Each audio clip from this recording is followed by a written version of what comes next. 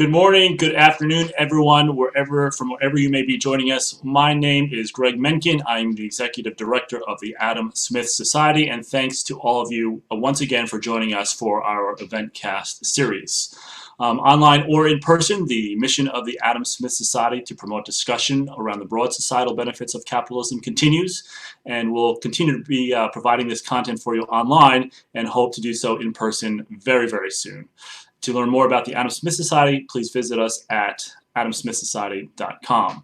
Joining us today for a discussion about what makes cities so crucial to our economy and society, and how cities can move forward during this time of the coronavirus and the economic impacts, is Professor Ed Glaeser. He'll give us a 15 to 20-minute briefing followed by audience Q&A. Please submit your questions through your control panel on the right, and please state your name and Smith chapter when asking a question. I'd like to now introduce our speaker. Ed, thanks so much for joining us today. Thank you so much for having me. It's always a pleasure to be with the Adam Smith Society. Terrific. I really appreciate it. Professor Glaeser is a senior fellow at the Manhattan Institute and professor of economics at Harvard University. His research focuses on why cities grow and the role of cities as centers of idea transmission. He's the author of numerous papers, numerous books, and holds his PhD from the University of Chicago. Professor, thank you so much for joining us today, and the screen is yours. Wonderful. Okay, let's get going. First slide, please. Well, the next one after that. Cities and pandemics have a long history. This is an image that's often associated with the plague of Athens, which came to that city in 430 BC.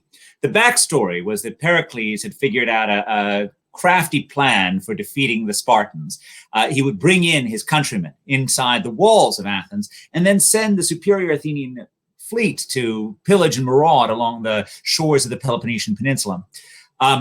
While the walls were good enough to keep out the Spartan soldiers, walls can't keep out a virus. Walls can't keep out a bacteria.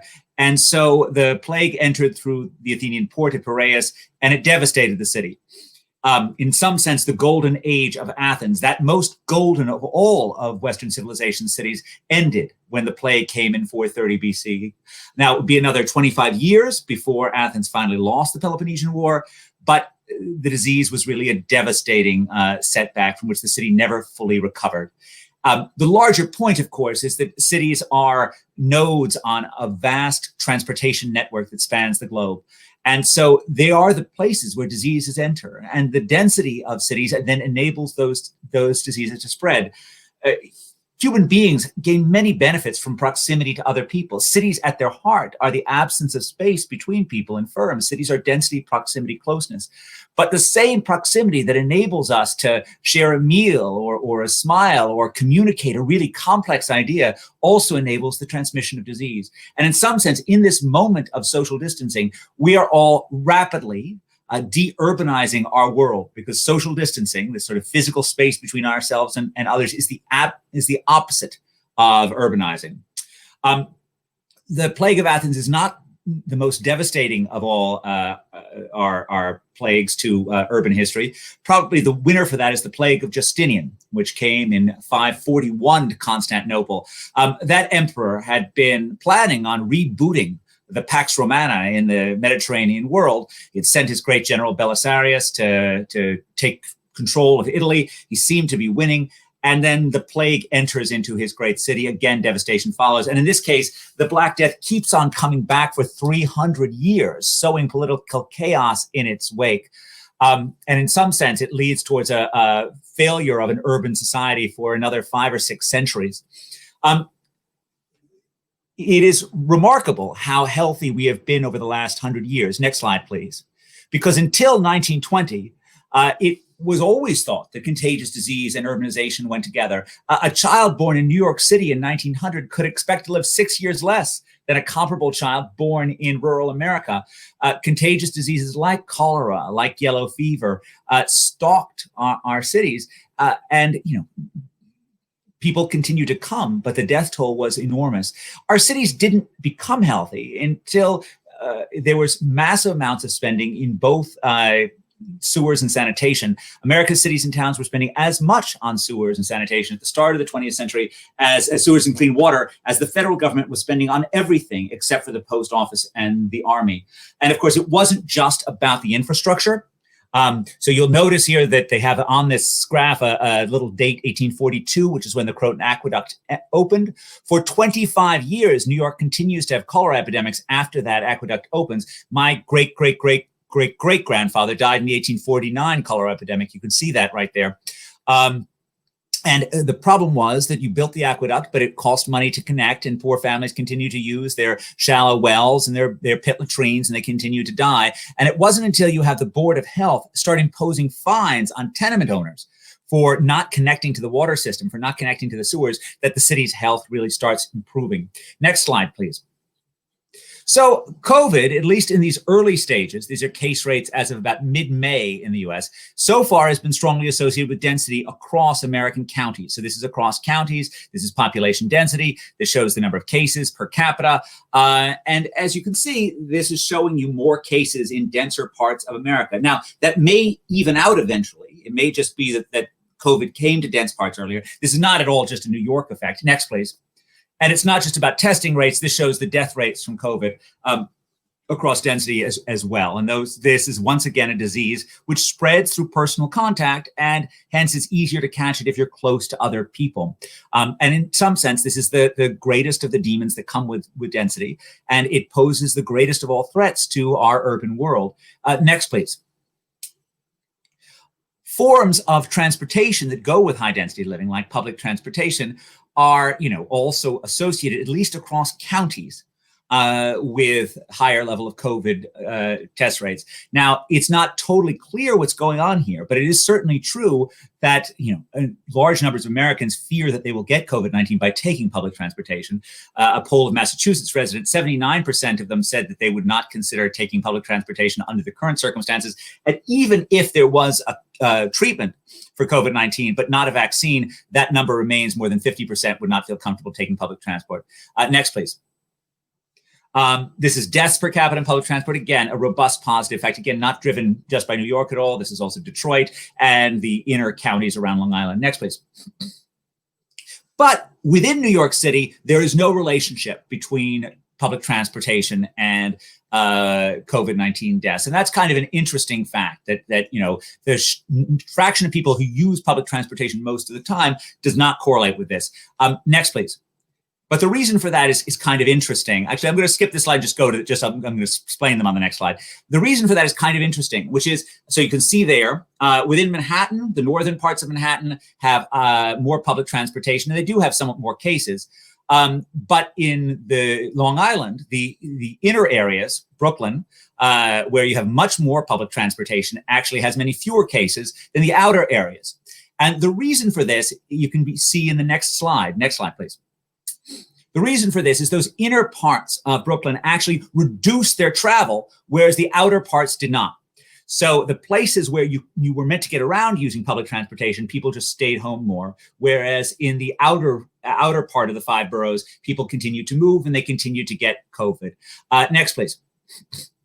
So this graph just shows you on the left-hand side, you see the relationship between trips and cases per person. This is across New York City zip codes. More trips, more cases.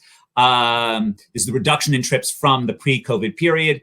And across the right-hand side, you see that those places that had more public transportation usage reduced their travel more. So this, reminds us that COVID is not just about the transmission of COVID is not just about, arbitrary medical things. It's about the personal response to it.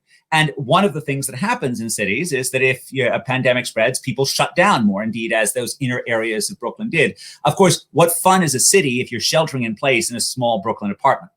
Next, please. This shows the same relationship in Chicago. So the trips were cut most in the inner areas where public transportation is most common. Next, please. This shows those same 2 scattergrams, okay? Increase in trips, the places with the biggest reductions in trips had the most cuts in cases, and public transportation was associated with a greater cut in trips. Next, please. Density is not just associated with COVID in the United States. This is the share of the population in a municipality in Brazil that lives in a favela. That's a high density, low low-income area, strongly positively correlated with the case rates. Next, please. This shows, this is another measure of the same thing. Next, please. This shows the share of the population across Indian areas that are living in slums. This is also positively correlated. So this high density, unhygienic living is strongly associated with higher levels of COVID transmission. Now, in the 19th century, this would have been true as well. We think we believed in the course of the 20th century how to make density clean. And certainly, Hong Kong, Singapore have had, ultra high density levels and plenty of high levels of health. They've handled the COVID pandemic with far fewer losses than we have. But you actually need to have public policies that then complement the high density living in order to keep it safe. Next, please. In some sense, the extreme vulnerability of our economy and our cities to the COVID pandemic reflects 150 years of evolution of the American labor market. So we've moved during that time period from farm to factory to urban service workers. And these, as the factory jobs were replaced by automation, by robots, with outsourcing across the planet, then, urban service jobs were jobs that remained safe havens for workers with less skills, right? If you didn't have an MIT engineering degree, you could work selling a coffee with a smile, and people would pay extra for that. And there are thousands and thousands of people throughout every one of our major cities who do jobs like this. Across the US as a whole, 32 million Americans work in retail, trade, leisure, and hospitality, or at least they did before COVID-19 hit. Those are jobs that are 100% in the front line of the pandemic. And so they are facing the toughest challenge of either seeing those jobs disappear or facing the risk of transmission. Next, please.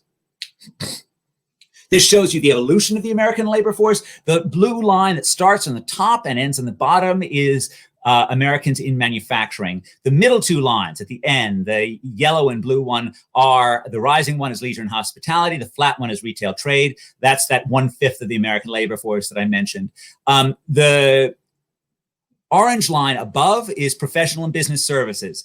That's the high-end services. Those are people who sell knowledge, who sell ideas, and that's the group that is zooming their way to a combination of safety and some form of productivity. The top line is education and health services. These are the employers of the largest sector of Americans, and those are relatively safe because they're public jobs. But of course, it's hard to imagine a future in which the only jobs that exist for less skilled Americans are in these government-backed industries. And if you go to places like West Virginia, places that have lost their main economic engine, you always find that healthcare and social services are the dominant industries because those government dollars remain even when everything else leaves.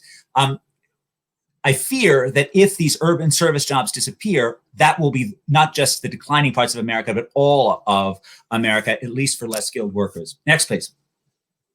But this shows across New York City zip codes, those places that had more of these service workers, they continue to have trips and they continue to die. Next, please. Of course, the shutdown of this service economy has been associated with a massive spike in unemployment. And indeed, for the United Kingdom, this may feel like the 80s. For the US, this is going to start feeling a lot more like the 1930s. Next, please. This comes from some work that I was doing with a variety of co-authors, Alex Bartik, Marion Bertrand, Zoe Cullen, Chris Stanton, and Mike Luca, where we've used a survey of small businesses from the Alignable Network. Out of those businesses, circa April 1, 2020, 45% of them all together said they were closed. But in arts and entertainment, that goes to 70%. In personal services, that's things like being a nail salon, that's 86%. So just a massive shutting down of America's small business ecosystem. Large numbers of those businesses expect to continue to be closed in December. Next, please. This survey does reasonably well. So this is the closure rate across American counties. And you can see that we do a pretty good job of predicting the unemployment rate as of April with this closure rate. Next, please. As we turn to businesses reopening, we've also used this network to try and forecast what we think will happen. This shows the share of businesses that are fully closed as of May with COVID cases per capita. So it's the areas that were hit harder early on that were more likely to have just very large fractions of the businesses closed. Next, please. These businesses, when they're asked, predict that their survival going forward is very much dependent on how long this crisis lasts.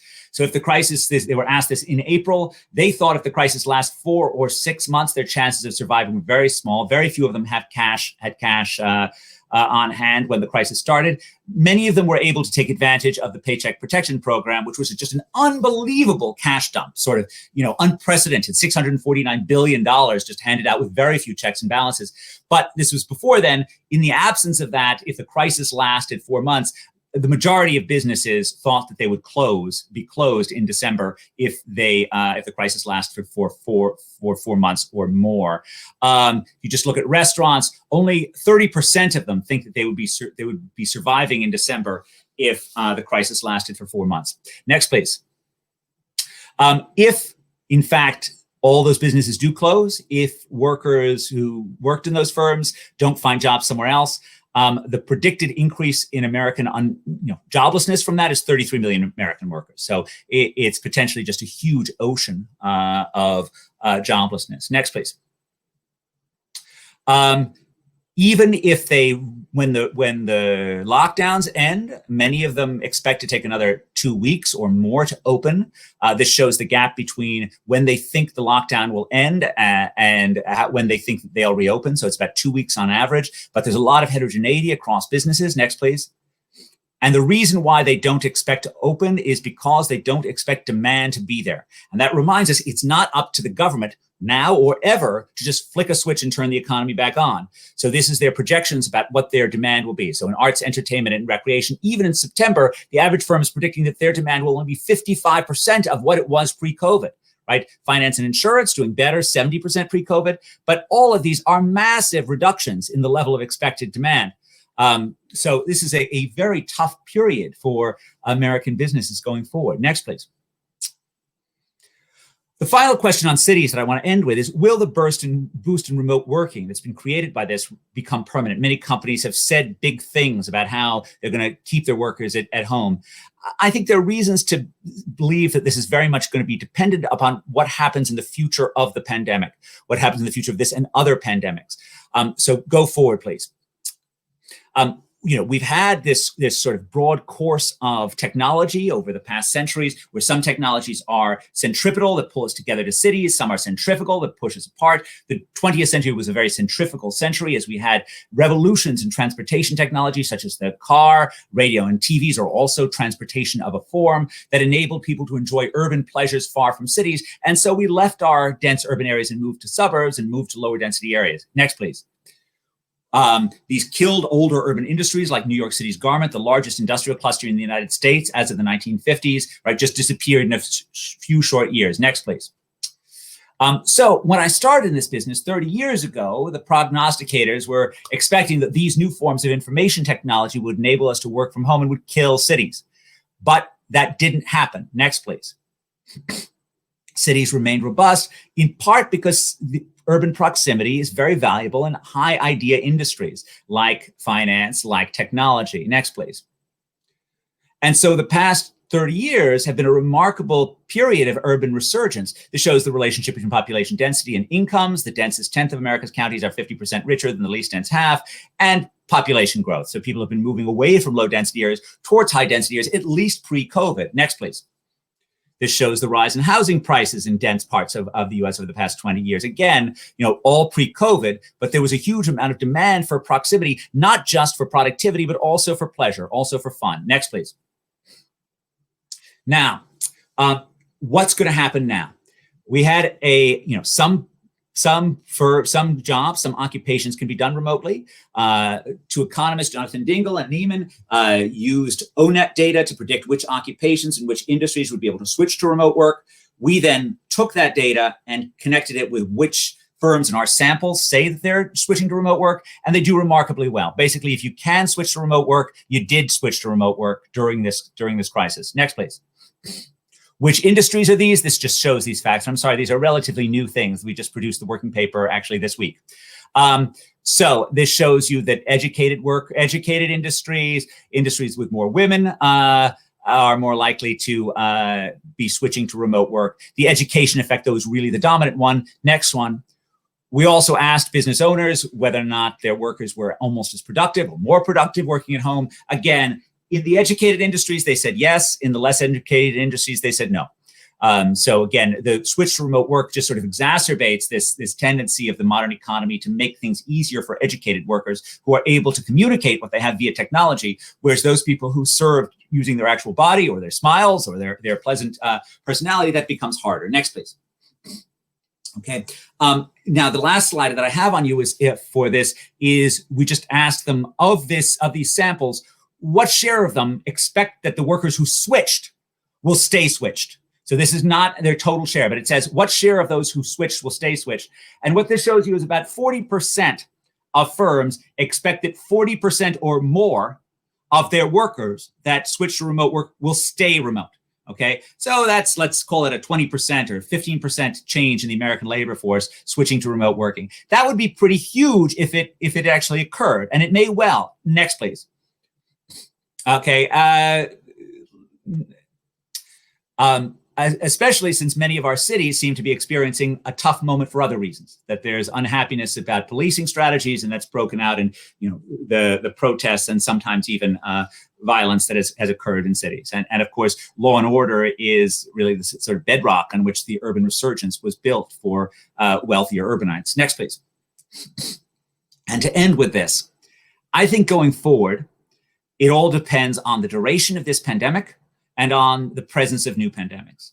I think if this thing ends reasonably quickly, okay, if we make the investments that we need to make sure that this never happens again, then we can get back to our normal urban capitalist economy, okay? That will not be easy.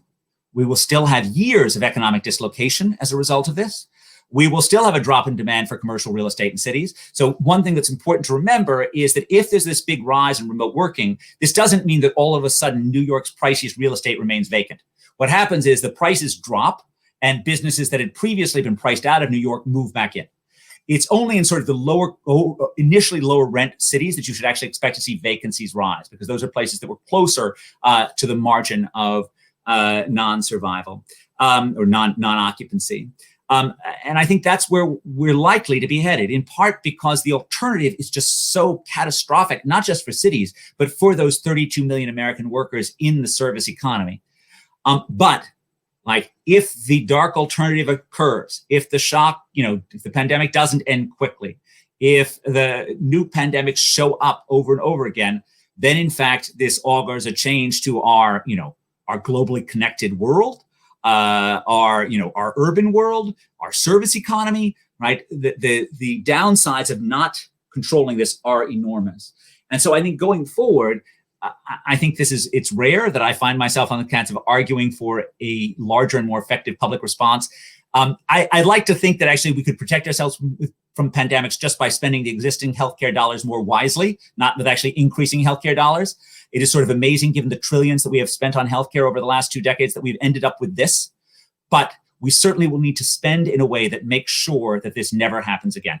And that requires virology research, and that requires preemptive vaccination development, that requires global cooperation that will make sure that when a plague starts, it remains in place. So let me stop there and hand it over for questions, and thank you all for your attention.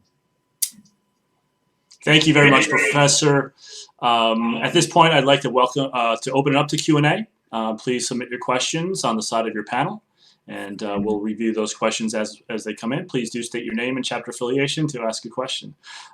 So, Professor, let me just kick things off. You mentioned at the end of your briefing there the role of government. More specifically, can you comment on the role of the federal government versus local governments in preparing for future pandemics? So, the 19th century response to pandemics was primarily local. Croton Aqueduct was a state and city undertaking. The Philadelphia Waterworks, and interestingly, those early developments actually came from getting the medicine wrong. That in fact, there was the reason why we built an aqueduct in response to cholera was not, in fact, that we understood that it was a waterborne disease, but it was because of the miasma theory of disease transmission, that we thought that sort of fetid disease spaces spread illness. In fact, that's why Philadelphia got its waterworks, is they thought that was the right way to respond to yellow fever epidemic, which is a mosquito-borne disease, and clean water has nothing to do with it. except insofar as the standing water enables the mosquitoes to breed.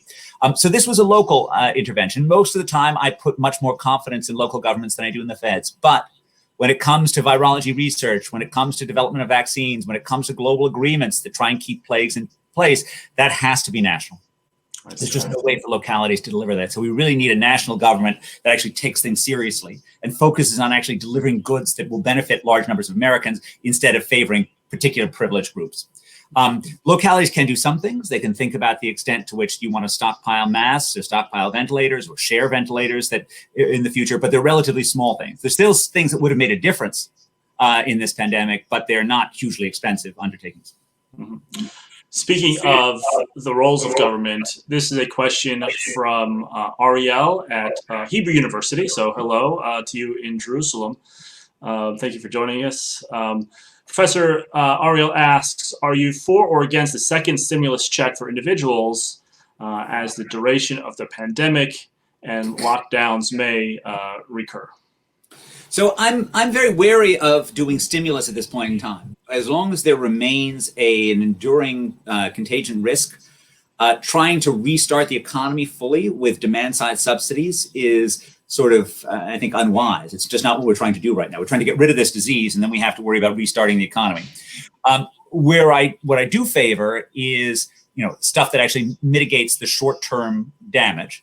So usually I'm against things like universal basic income because it deters people from working to actually give them money. And I think sort of the plague of joblessness in America is much worse than inequality. I've given at least one James Q. Wilson lecture for the Manhattan Institute where I went over the data on that. But this is a case in which we're really okay that people stay home. And so direct targeted aid to Americans who are on the edge of desperation, I feel comfortable with that now. But you're not doing it because you're trying to restart the economy. You're doing it because you're trying to stop them from being from suffering in a major way. Okay, and so then again, along those lines, we have a question here that came in anonymously, which is fine as well. Professor, what do you think of the phase strategy that we're seeing across the country, particularly in New York? Is this phased approach really the best way to reopen the economy? So the phased approach, I think, has some sense to it. So what most of what goes into the phased approach is a medical question. It's not an economic question. And I think the reason why they're phasing it is so they can sort of gradually gain information on how this is working and then ratchet it back if things go wrong. That doesn't feel crazy to me, but I think really you should. I mean, I know a little bit about the medicine involved in this and the medical knowledge of this, but I really am not the right person in order to tell you what the right public health policies are around this. And I should say that even though economists need a place at the table to discuss like the shutdown policies, those are very hard for me to opine on as well. I mean, I have very little confidence that we got it right, but I'm not sure what the actual right answer is either in this case. Mm-hmm. Okay. Let's talk about cities and how cities compete for residents. And so we've got these major cities like New York, Chicago, and elsewhere who now seem to be in a position where they're going to have to increasingly compete for residents with smaller cities, towns, suburbs. So in light of the coronavirus, how do you see these larger urban centers competing for residents, for businesses with these smaller cities throughout the country, outlying suburban communities? How do you see that playing out? Well, the market's going to help them compete because the main thing they're going to start offering, which they haven't been offering, is more affordable housing. So what's going to happen is that as demand for cities declines relative to lower density parts, all of a sudden New York starts becoming more affordable. And it's a long way before a townhouse in Greenwich Village goes empty, right? I mean, it has to be worth $50,000 before people will just abandon it. And currently it costs $7 million. So, $7 million townhouses in Greenwich Village may start going for $3.5 million. That will be a way in which they compete. Cities have now businesses moving will actually feel very painful. Cities depend upon, as pretty much all of them do, on real estate. Taxes will also suffer, but from those declining prices. So cities will actually feel like they need to compete, but they won't necessarily be losing people. They may certainly be losing jobs, and they may certainly be losing property tax revenues. It's been a long time since cities like New York and San Francisco and LA felt like they had to compete for anything. And in some sense, we went from the New York City of my youth, which very much felt that like it was on the edge of catastrophe, where the sort of move to first Ed Koch and then more seriously to sort of first Giuliani and then Bloomberg, very much reflected so what I used to call the age of the city mayor-manager, where it was understood that cities weren't able to engage in every large-scale social crusade, but they had to focus on delivering core quality of life things that would attract middle-class residents. Otherwise, their entire tax base would hollow out, and they need to make sure that they continue to be attractive for firms. Now, the tremendously triumphant cities over the past 20 years have felt so confident in their success that they've forgotten that wisdom and felt that they can do anything, which they can't. And this pandemic only reminds us of that. And I sort of hope going forward that, and I hope it won't take too many years and too much decline, that we will get back to understanding that cities don't have unlimited opportunities and they have to focus on making their budgets work and delivering their core services. Mm-hmm. And so along those lines of budgets and core services, we have a question here from Brad and from our New York City professionals chapter. Brad asks, based on what we've learned from COVID, are there modern infrastructure changes that can reduce the impact of a future pandemic or perhaps even prevent them entirely? So large-scale infrastructure, we don't know yet. There are simple things in terms of, so I think if we had masks and had the guidance to wear masks from the beginning, that would have been better. I mean, I remember my Chinese friends and students who were sort of shocked in February and early March that Americans weren't wearing masks. And now we are, but it took a while and the CDC was not really helpful in their guidance for us. I mean, they had reasons. So that stuff is really cheap. In line with that, there are also simple infrastructure things. So, for example, I haven't seen a serious study on this, but serious people have told me this, that in fact, the disease rates among public transportation operators were very different in Spain than in New York City because the Spanish public transit operators sit behind plexiglass protectors. Those plexiglass protectors stop the spread of the disease. So simple things like that sort of mean that you're in place to protect you from the spread of disease can make things better. But I don't think that protects you 100% at all. And I would suspect that the answer to this lies more in the medicine of vaccines than it does in large-scale, massive infrastructure. And that's quite different from the 19th century because cholera was banished not with vaccines, not with medicine, but with clean water. And so that was where that large-scale expenditure came from. Mm-hmm. So here's a question again from our New York City chapter. Randy asks, what policies at the governmental level, either state, local, fiscal or monetary, federal level, implemented that you think have made the most sense or made the least sense? What have you liked or haven't liked that you've seen policy-wise from any level of government? Well, it's hard not to admire some of the East Asian handling of the disease. It's hard not to admire, Korea, for example. Obviously, they're tolerating a level of restriction on personal behavior that's tough for us, but just their rates are totally different. Their economic fallout is much less. So, sort of on the health side, I think once again we've got to learn from the East. In terms of the economic policies, again, I was fully in favor of the sort of direct cash aid. I wanted it I had a Wall Street Journal op-ed on this just at the beginning of the pandemic. I sort of wanted it to be entirely unconditional, but then taxable for richer households. So you just send out the checks and you claw back next year, a year from now, based on earnings. That was the stuff that I was most enthusiastic about it. Would I have paid for the Paycheck Protection Program? Would I have voted for it had I been in Congress? Probably, but boy, it would hurt.